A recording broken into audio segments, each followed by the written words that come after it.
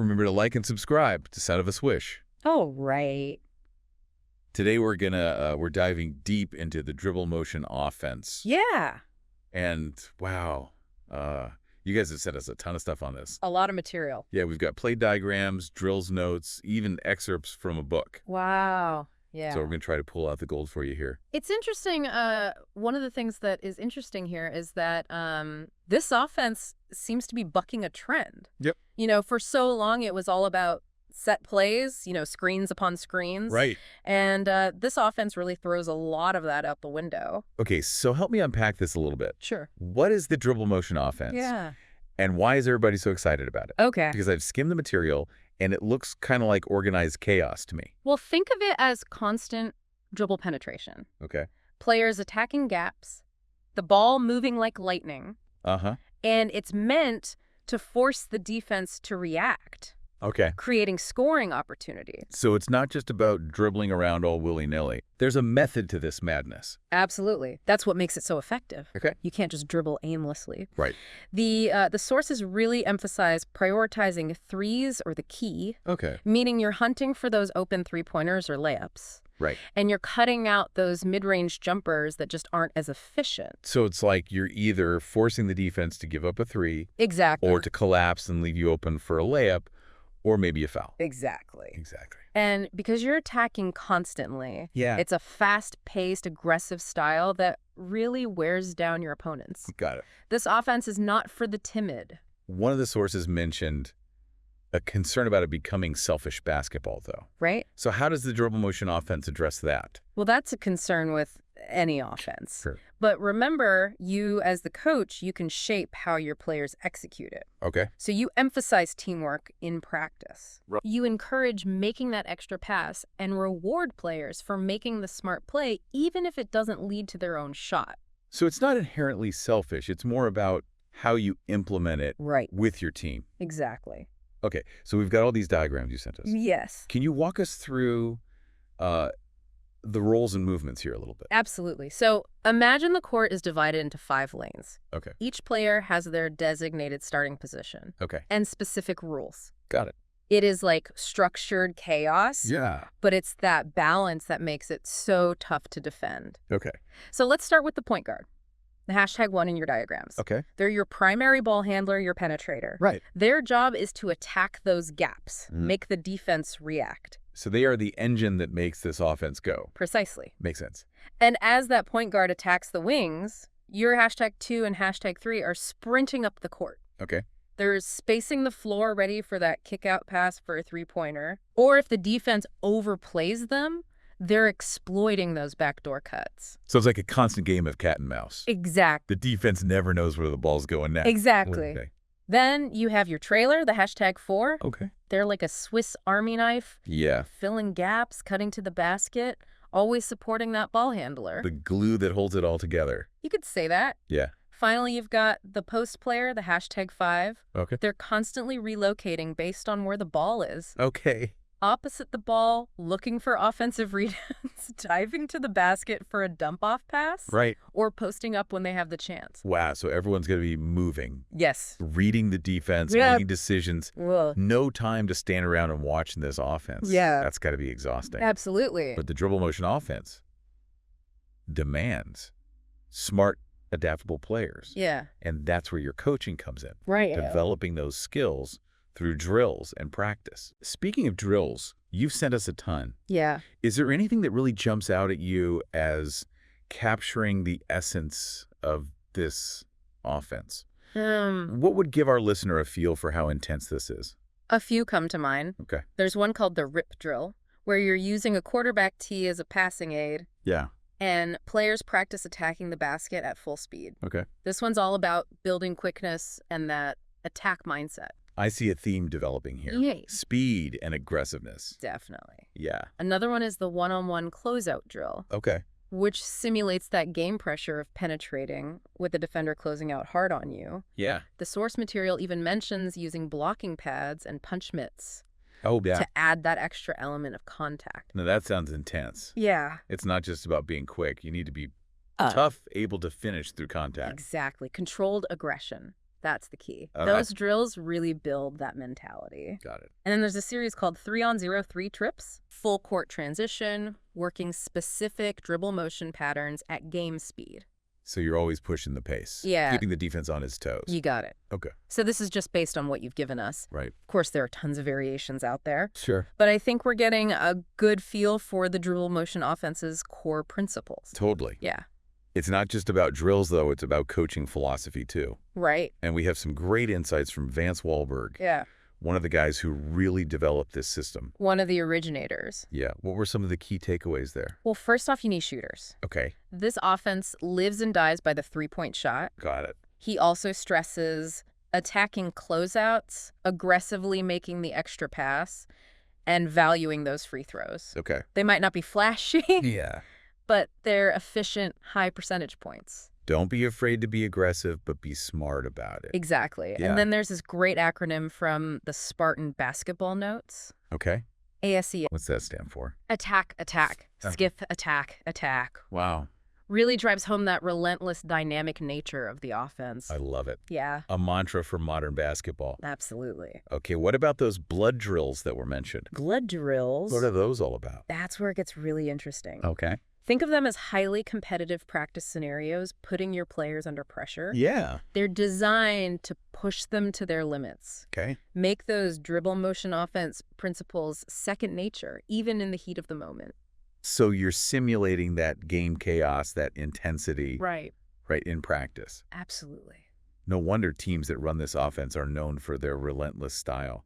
Keep in mind, Yeah. all of this is coming from the specific material you send. Right. There are always different perspectives and approaches out there. Of course. Yeah. Yeah. There's always more than one way to skin a cat. Right.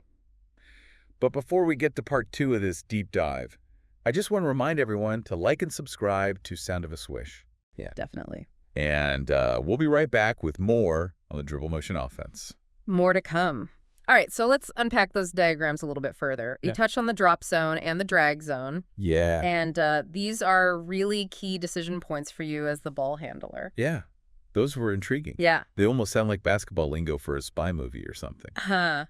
Maybe a bit. Yeah. So think of the drop zone as that area around the free throw line elbows. Okay. If you, the point guard, penetrate there and pick up your dribble, Uh-huh. you've got options to drop passes to the wing, the trailer, or the post player. So it's not just about driving all the way to the hoop every time. Nope. It's all about reading the defense, taking what they give you. Okay. Now, the drag zone, that's where you're looking to really attack the basket. Okay. So when you, as the point guard, penetrate past that drop zone, get closer to the rim, Uh-huh. that's when your wings need to be ready. Right. They have to be prepared for that kick-out pass for the three-pointer. Yeah. Or if their defender helps on your drive, they can cut back door for an easy layup. Exactly. And the post player, their movement is critical here. Okay. The source material is very specific about this. What do they say? So anytime that ball is picked up in the drop zone, Okay. the post player, they should be positioned opposite the ball. They slide up the lane to the opposite elbow. Okay. Why that specific move? It's crucial for a couple of reasons. Okay. First, it clears out that lane for a potential backdoor cut by your wing. Right. If the wing's defender helps on the drive, bam, wide open lane to the basket. Got it. And second, it positions that post player perfectly to receive a pass if their defender rotates over to help on that backdoor cut. It's like a chain reaction. Yeah, exactly. That point guard's penetration sets off this whole series of movements. Yeah. Creates such a dynamic scoring threat. Precisely. And this is all happening within a framework of rules.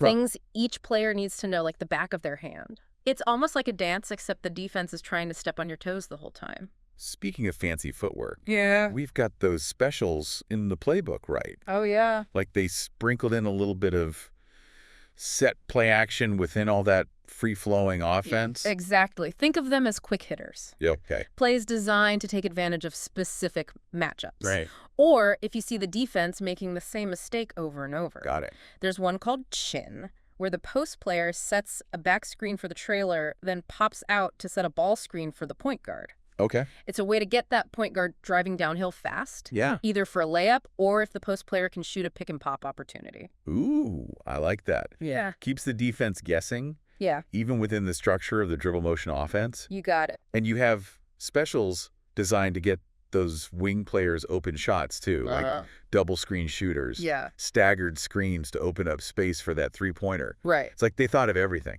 Well, they certainly put a lot of thought into this system, that's for sure. Yeah. Now, let's shift gears and talk about actually training players for this. Okay. We have a ton of drills in the source material. Yeah, we do. Any that really stand out to you as must-dos? Ones that get to the heart of what this offense is all about? Absolutely. That rip drill we talked about earlier? Yes. That one's critical. Yeah. Using that quarterback tee as a passing aid. Right. Working on that speed and attack mindset. Yeah. That's crucial for the dribble motion offense. It is. The one-on-one closeout drill is another one you can't skip. It's not just teaching players how to penetrate. Right. It's about making decisions under pressure. Yeah. I love how they mention using those blocking pads and punch mitts in the source material. Yeah. Really simulates that contact you'll face in a game. Making that practice as game-like as possible. Right. That's smart coaching. Exactly. And then there's that 3-on-0-3 trip series we mentioned. Working on that full court transition, drilling those dribble motion patterns at full speed. So you're incorporating transition offense too. Yeah. Not just half-court sets. Yeah. It's about pushing the tempo, taking advantage of every They opportunity. got it. Keep the defense on their heels the whole game. Right. That's the dribble motion offense way. Okay. Now, on top of the playbook and the drills, Yeah. we also have these notes from the rep. Right. Any gems in there that we should highlight? Definitely. One source talked about pushing the ball hard for all 32 minutes, Yeah.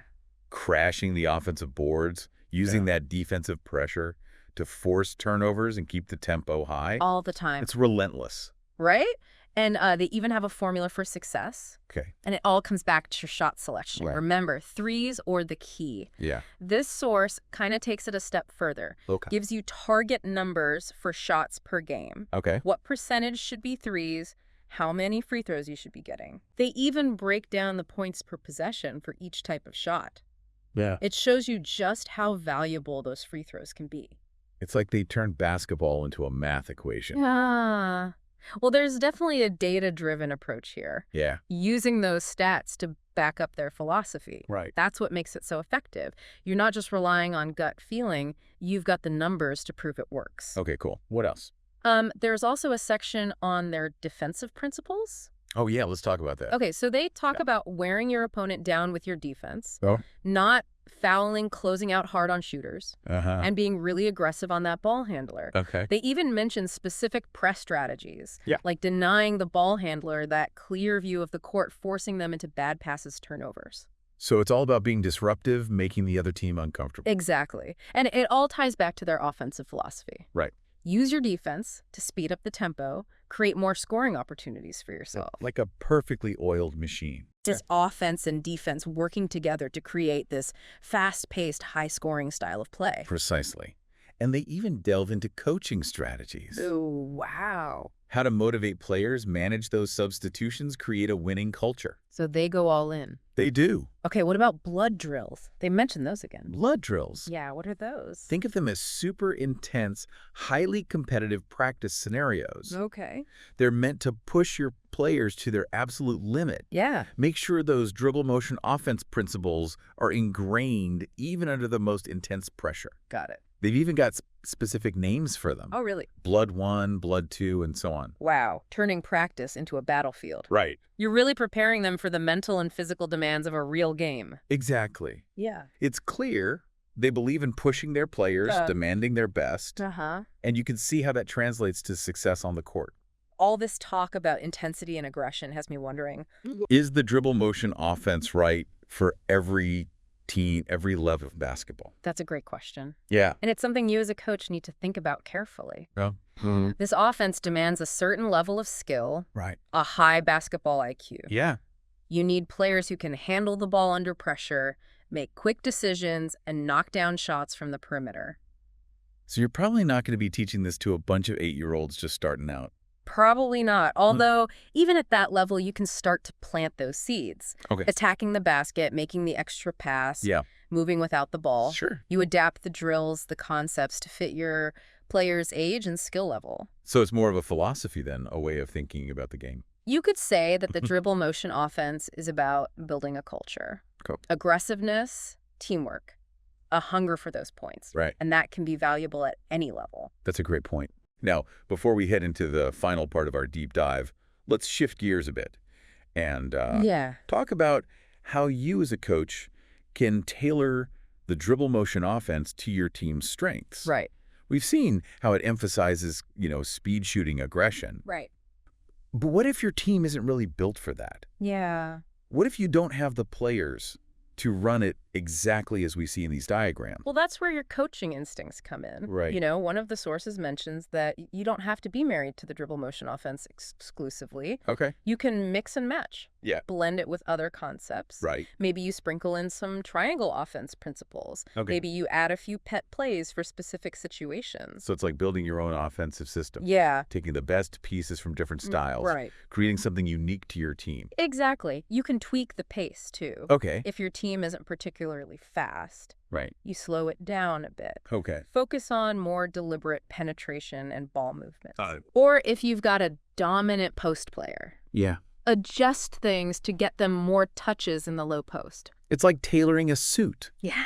right? You start with the basic framework Right. and then adjust it so it fits perfectly. That's a great analogy. And don't underestimate the power of player development. Right. One thing that's really cool about the dribble motion offense is that it forces players to become more well-rounded. It does. They need to be able to handle the ball, shoot, pass, cut, read the defense. Yeah, It's the whole package. it is. So it's not just about running plays. Right. It's about becoming a better all-around basketball player. Absolutely. And those skills will pay off no matter what offense they're running down the line. Now, with all this talk about the dribble motion offense, Yeah. I got to ask, Yeah. could this change the game? Right.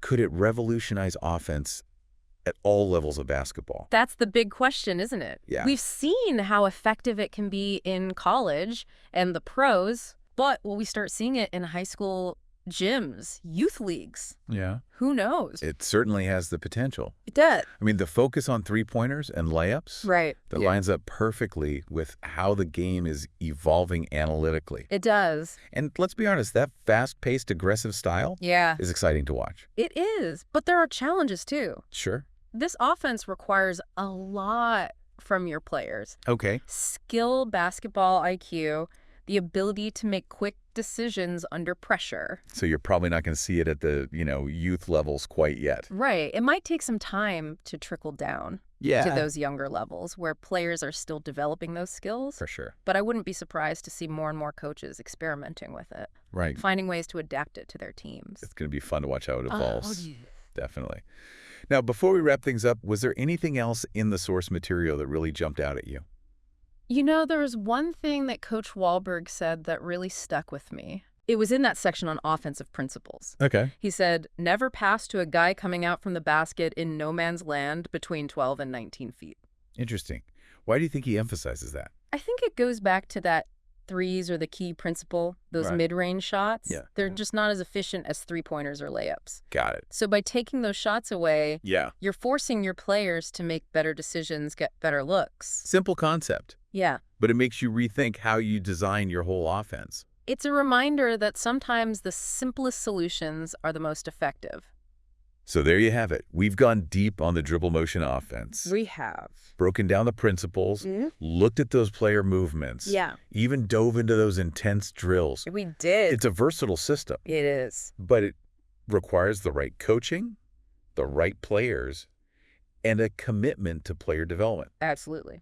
And what's really exciting is that it challenges the way we think about offense. It does. It's about empowering your players to make decisions, to read the defense, to create opportunities. Right.